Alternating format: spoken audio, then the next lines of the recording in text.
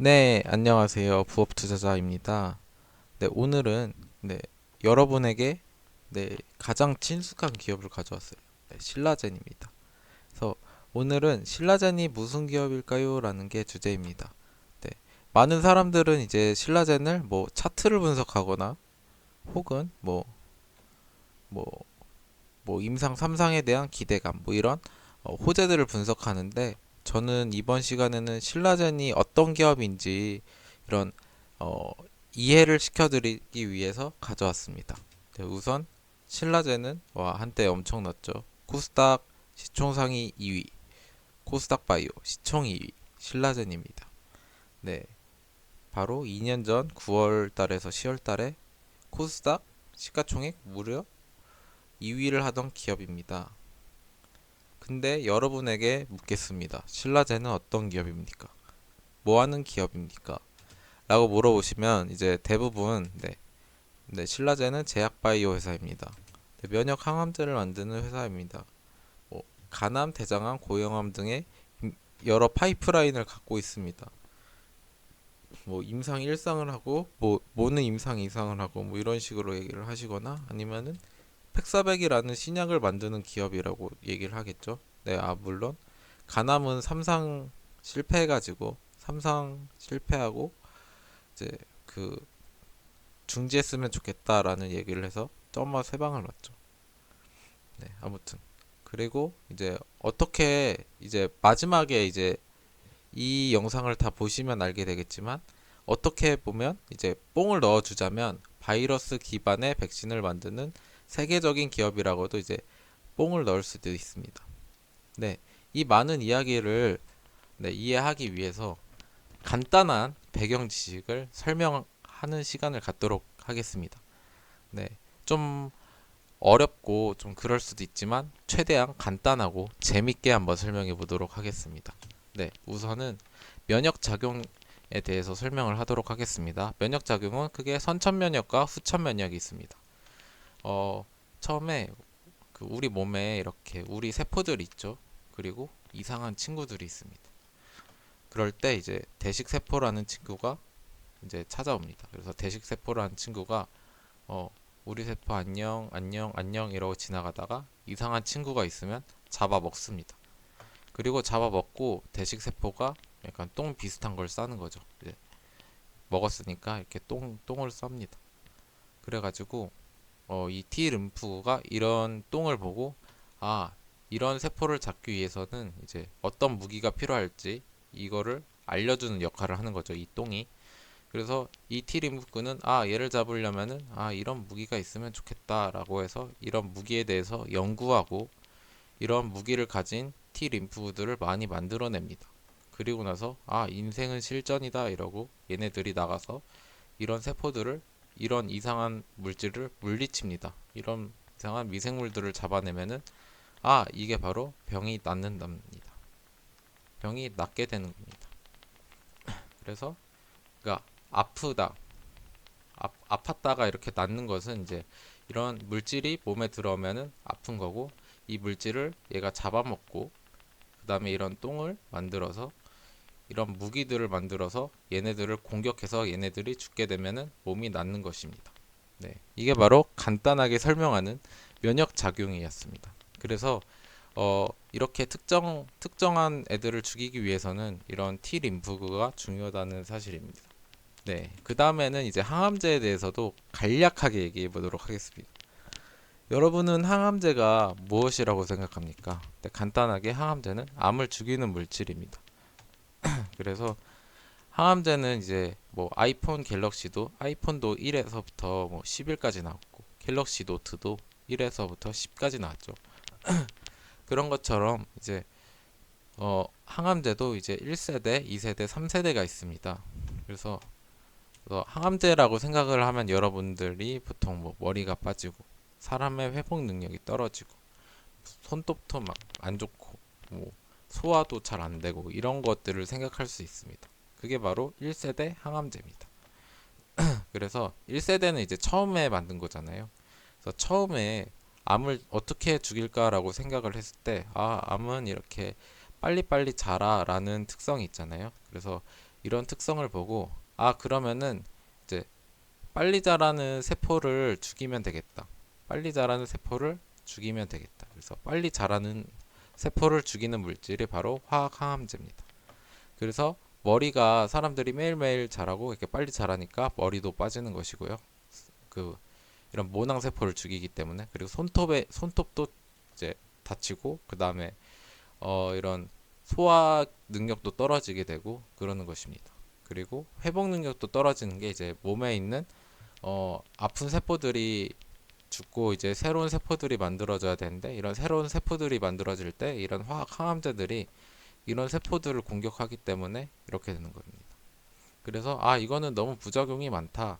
그래서 어, 암을 암을 발생시키는 원인 물질을 한번 없애보자라고 해서 만들어진 게 2세대 표적 항암제입니다. 그래서 이런 2세대 표적 항암제는 이렇게 암이 만들어질 때 아 이런 물질에서 만들어져라고 했을 때 이런 물질을 없애버리는 것입니다. 근데 여기에 문제는 이제 이미 만들어진 암들은 네, 공격을 하는 게 아닌 것이 문제고 그 다음에 문제는 이런 표적 항암제가 100%가 아니죠. 얘도 100%가 아니기 때문에 결국에 그러니까 암이 완치될 수 없는 이유도 이런 것들이 100%가 아니기 때문입니다. 그래서 이런 것들이 놓치고 가는 친구들이 이제 다시 암이 되는 겁니다. 그래서 이런 애들이 다시 커지고 그러면은 다시 암이 생기는 거겠죠. 그래서 얘도 좀 문제가 많다. 하지만 얘는 생존율은 증가시킨다. 생존 기간은 증가시킨다. 이렇게 볼 수 있습니다. 그래서 이런 1세대와 2세대는 이제 암에 대해서 생각을 했다면 이제 3세대는 아, 그렇게 생각하지 말고 이런 우리 몸에도 이렇게 원래 병을 낫게 해주던 이런 친구들이 있지 않느냐. 그래서 이런 친구들을 좀 더 도와주자. 이런 친구들을 좀 많이 만들고 좀 잘 만들 수 있는 환경을 만들어 주자라고 하는 게 이제 바로 면역 항암제입니다. 3세대 면역 항암제. 그래서 이 친구들은 그래서 이 물질은 이걸 넣었을 때 이제 이런 아까 말했던 이 T 림프구나 이런 친구들을 많이 만들어주는 이런 활성화 그리고 이런 친구들을 못 만들게 하는 물질들을 없애버리는 겁니다. 그래서 이런 거를 뭐 이뮤노 체크 블로케이드 혹은 이뮤노 체크 이니비터라고 부르는 ICI입니다. 네, 이거는 몰라도 돼요. 그래서 아무튼 이렇게 세 가지가 있어요. 1세대, 2세대, 3세대. 네. 그 다음으로 넘어가면 네, 그래서 제가 말하고 싶은 건 팩사백이란 무엇일까? 네, 팩사백은 간단하게 얘기하자면 3세대 면역 항암제를 도와주는 항암제입니다. 네, 그래서 팩사백의 그러니까 신라전의 홈페이지에 나온 이제 파이프라인인데요, 이게. 그래서 여기 뭐 1상, 2상, 3상 이렇게 있는데 이것들이 다 보시면은 대부분 다 이제 3세대 면역 항암제입니다. 그래서 3세대 면역 항암제를 넣었을 때 예를 들어서 생존율이 3년이었는데 아, 우리 거랑 같이 넣으니까 10년이 됐어요. 혹은 뭐 3세대 면역 항암제를 넣었을 때 사람의 생존율이 뭐 30%였는데 우리 거랑 같이 넣었을 때 50%가 됐어요. 라고 주장을 하고 싶은 게 바로 이 팩사백입니다. 그리고 이제 팩사백이 어떤 항암제인지 네, 간략하게 알려드리겠습니다.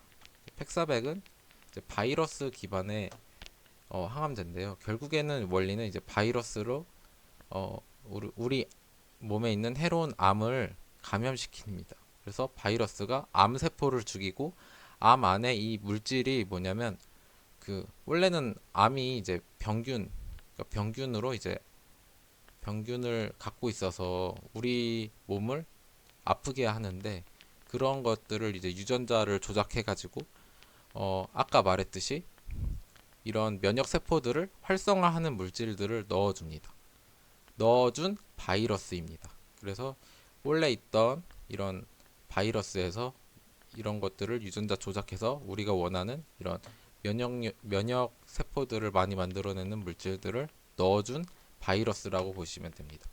그래서 1차원적으로는 이제 암을 죽이는 것도 이제 좋은 장점이고 그 다음에 면역 세포들이 더 많이 만들 수 있게 해주는 것도 이제 두 가지 장점이 있는 그런 항암제라고 볼 수 있습니다. 그리고 이제 제가 여기서 앞서서 바이러스 기반의 백신을 만드는 세계적인 기업이라고 한 이유가 뭐냐면 이제 2016년도 기준으로 이제 5개밖에 없어요.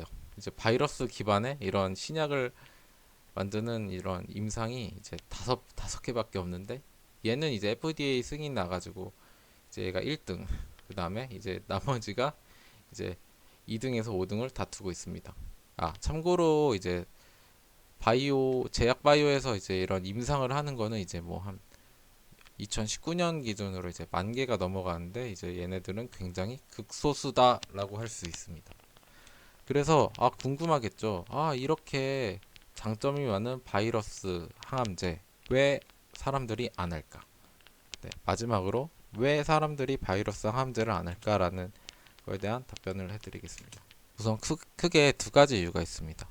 네, 3세대 면역 항암제라는 거는 이제 아까 말씀드렸듯이 그냥 이걸 연구하면은 얘 자체로 이런 약을 만든다면 네, 돈이 대박이 나겠죠. 왜냐면은 얘네들이 없이 그 팩사백 하나로는 네, 팩사백 하나로는 치료하기 힘들고 치료율이 떨어지기 때문에 결국에는 얘 보조제 아니냐라는 의견이 많기 때문에 굳이 이런 외기를 가지 않겠다라는 부분이 많고요. 그리고 이제 바이러스의 한계라는 부분이 있는데 결국에 바이러스는 우리 몸에서 이제 병원균입니다. 병원균. 그렇기 때문에 이제 바이러스가 암세포를 죽이는 거는 이제 이상적인 경우고 이제 바이러스가 암세포를 죽이고 이런 거는 우리가 말하는 이제 행복회로를 돌리는 거예요. 행복회로를 돌리는 건데 하지만 이제 병원균이 결국에 아까 말했던 이런 그 먹성 좋은 대식세포가 잡아먹어가지고 이렇게 똥을 싼 거를 다시 만들어서 이 바이러스를 죽이게 된다면 결국에는 이런 효과를 보지 못하고 그냥 바이러스만 잡아먹는 꼴이 되는 것입니다. 그래서 얘의 효율이 떨어질 수 있다. 이런 두 가지 부분이 있습니다. 그래서 말하자면 바이러스 이거 되면 대박이지만 생각보다 효과가 안 좋을 수도 있겠다라는 생각을 갖는 기업들이 많은 겁니다. 그래서 애초에 아니면 3세대 면역 항암제를 하거나 아니면 바이러스 대신에 다른 원리로 바이러스를 이용하지 않고 3세대 면역 항암제를 돕는 그런 항암제의 개발에 몰두하는 기업들이 많다라고 볼 수 있습니다. 네, 여기까지 신라젠에 대한 정리였고요. 네, 오늘은 여기까지 하도록 하겠습니다. 네, 감사합니다.